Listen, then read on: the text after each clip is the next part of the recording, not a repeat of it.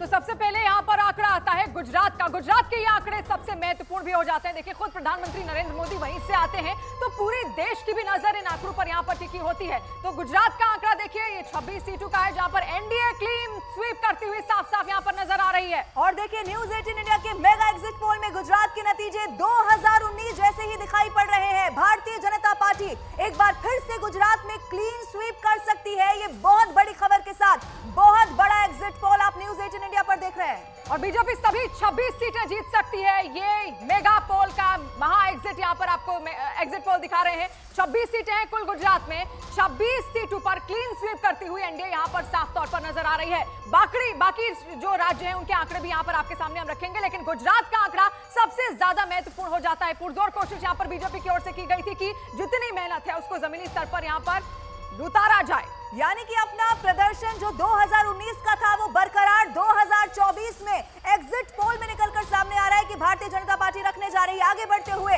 अब गुजरात के बाद बात राजस्थान की भी कर लेते हैं, जहां पर है लोकसभा की 25 सीटें। 2024 लोकसभा चुनाव में राजस्थान पर सबकी नजर है। अब न्यूज 18 इंडिया के मेगा एग्जिट पोल में राजस्थान में बीजेपी को पिछली बार से नुकसान होता हुआ दिख रहा है। राजस्थान की 25 सीटों में बीजेपी को 18 से 23 सीट मिलने का अनुमान है, जबकि कांग्रेस प्लस को 2 से 7 सीट मिल सकती है। हालांकि बीजेपी ने पिछली बार 25 की 25 सीटें जीत यहां पर दर्ज की, लेकिन इस बार भारतीय जनता पार्टी को कुछ सीटों का नुकसान हो सकता है। आपको याद होगा कि राजस्थान में कई सीटें इस बार ऐसी रही, चाहे वो खुद केंद्रीय मंत्री कैलाश चौधरी की सीट हो, बहुत जबरदस्त यहां पर मुकाबला देखा जा रहा था। अब ऐसे में जो 25 की 25 सीटें पिछली बार भारतीय जनता पार्टी के पास से इस बार माना जा रहा है कि थोड़ा नुकसान हो सकता है। तो कुछ नुकसान होता हुआ यहां पर बीजेपी को जरूर दिख रहा है, लेकिन मनोबल बीजेपी का अब भी लगातार बढ़ा हुआ है और 400 पार का नारा इस बार के चुनाव में बीजेपी की ओर से दिया गया था। ये तमाम पश्चिम के राज्य हैं। गुजरात की हमने बात की, गुजरात में क्लीन स्वीप करती हुई एनडीए यहां पर साफ नजर आ रही है।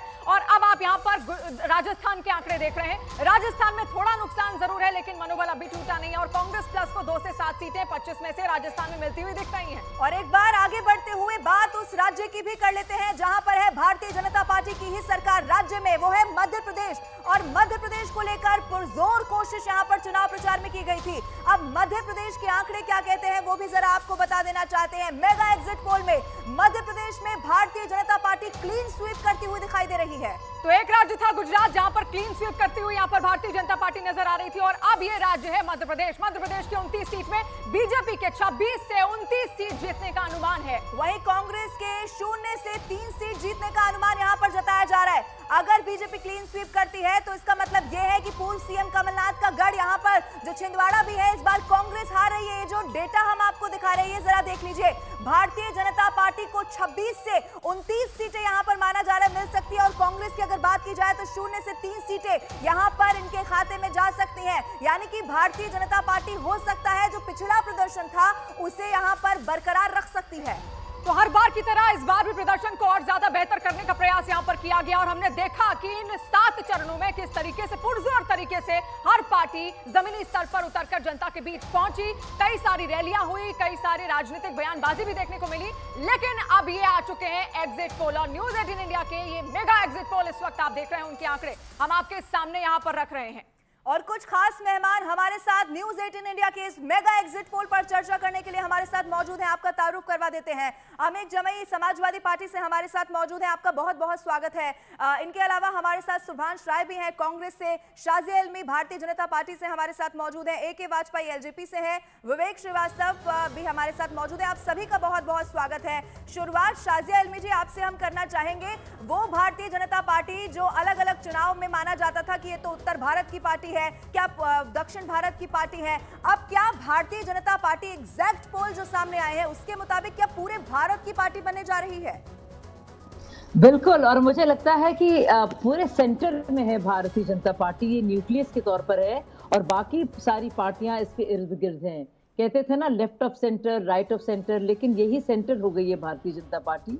और आप देखिए, एक नेशनल पार्टी तो रही है, लेकिन आप देखिए कि हर एक जगह, और ये पहली बार होगा कि भारतीय जनता पार्टी का कम से कम एक MP हर एक राज्य में होगा। ये अपने आप में बहुत बड़ी बात है, क्योंकि मुझे यकीन है कि केरल और तमिलनाडु में भी हमारा खाता खुलेगा। आप अभी जिक्र कर रही थी गुजरात का, उसके बाद मध्य प्रदेश का। अब आप देखिए, साल दर साल, इलेक्शन दर इलेक्शन बार बार वही नतीजे आते हैं। 100% स्ट्राइक रेट होता है। क्या वजह इसकी हो सकती है? कहीं ना कभी कुछ होगी ना एंटी इनकम्बेंसी, लेकिन नहीं होती है। एक प्रो इनकम्बेंसी है, यानी एक यकीन है, एक विश्वसनीयता है प्रधानमंत्री के प्रति कि भाई ये इंसान जो है ना, इसको हमारी फिक्र है, ये जो कर रहा है हमारे लिए कर रहा है। और यही है मोदी का परिवार।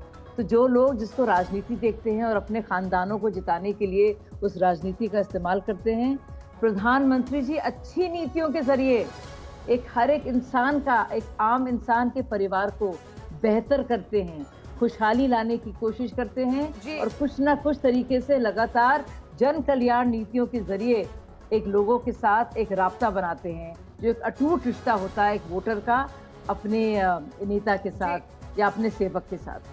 जी, शाजिया आलमी जी का ये कहना था कि किस तरीके से मोदी जी के नाम पर, प्रधानमंत्री मोदी के नाम पर एक यकीन है, एक विश्वास है। सुब्रांश राय भी इस वक्त हमारे साथ जुड़े हुए हैं कांग्रेस से। सुब्रांश राय जी, आपकी प्रतिक्रिया इस पर जानना चाहेंगे। बीजेपी के पास तो एक चेहरा है प्रधानमंत्री नरेंद्र मोदी का, लेकिन कांग्रेस के पास अब तक कोई चेहरा नहीं है और अब भी लगातार बैठकों का दौर जारी है। क्या लगता है, क्या विश्वसनीयता जनता की आप पर बैठ पाएगी या फिर नहीं बिना चेहरे के? क्योंकि इतने सारे चेहरे हैं, जनता को भी नहीं पता कि आखिर कौन उनका मुख्य चेहरा, प्रमुख चेहरा कौन होने वाला है। मैडम, फिल्म सिटी में इतने सारे न्यूज चैनल है, फिर भी सब लोग आपको देख रहे हैं, इसका मतलब आप मुख्य हो। सबसे इंपॉर्टेंट बात ये नहीं है, साजिया इल्मी को मुगालते में रहने दीजिए। जिस देश में 9 करोड़ से ज्यादा ग्रेजुएट युवा बेरोजगार बैठे हो, जिस देश की महिलाएं और बेटियां सुरक्षित नहीं है, वहां इस तरह के एग्जिट पोल जो गणेश जोशी जी द्वारा चलाए जा रहे हैं, इनकी विश्वसनीयता इतनी ही है क्योंकि इन चुनावों में अथाह पैसा लगा है। भारतीय जनता पार्टी को कारपोरेट्स ने अथाह फंड किया है। तो ये एक जो नंबर है, ये 2 तरीकों से काम करता है। कल अगर आप सुबह हिंदुस्तान के मार्केट के देखेंगी तो अपर सर्किट लगेगा 5%, 6%, 7% का जंप होगा और इस देश के आम लोगों का पैसा ब्लड बाथिंग के रूप में ट्यूसडे को निकलेगा। एकदम 100% कंफर्म है। दूसरी इंपॉर्टेंट बात यह है कि प्रधानमंत्री जी, अभी मैं 1-2 साथी मित्रों के ट्वीट को पढ़ रहा हूं कि अभी सरकार बनी नहीं, प्रधानमंत्री 7 लेवल की मीटिंग कर रहे हैं। ये सब अधिकारियों पे साइकोलॉजिकल प्रेशर बनाने की कोशिश कर रहे हैं। पिछले 10 सालों से आपने मीटिंग नहीं किया तो जाते जाते और 2 दिन आपकी भी लगातार हो रही है, इंडिया गठबंधन की भी तो मीटिंग हो रही है। इतनी सारी मीटिंगें आखिर एग्जिट पोल के नतीजों के बाद से अचानक से ये हलचल क्यों? जी नहीं, हमारी मीटिंग अपने सहयोगी साथियों के साथ हो रही है कि हम सरकार कैसे बनाने जाएंगे, किसके यहाँ जमीन का क्या नंबर है। ये आपने जो ऐतिहासिक कुछ नंबर्स दिखाए हैं गुजरात का, या ये जो नंबर आप राजस्थान और मध्य प्रदेश का दिखा रहे हैं, मैं बड़ा इसमें एक छोटी सी बात ऐड करता हूं।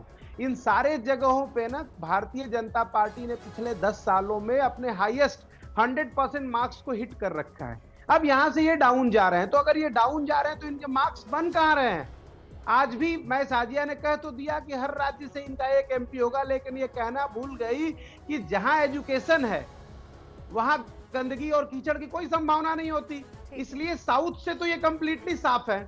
अब रही बात हिंदी बेल्ट की, तो सबसे ज्यादा अगर इनको डेंट मैडम परसों लगेगा, एक चमत्कार के रूप में दिखेगा, वो दिखेगा इनको उत्तर प्रदेश में, वो दिखेगा इनको बिहार में, वो दिखेगा इनको राजस्थान में और वो दिखेगा इनको महाराष्ट्र में। नतीजे सामने होंगे। 2 दिन की और इनकी खुशियां हैं, 4 दिन की चांदनी कर ले, मना ले, फिर तो उसके बाद इनके काले अध्याय के पन्ने खुलने शुरू हो जाएंगे, इनके घोटालों की लिस्टें खुलनी शुरू हो जाएंगी। ठीक है, कोई बात नहीं।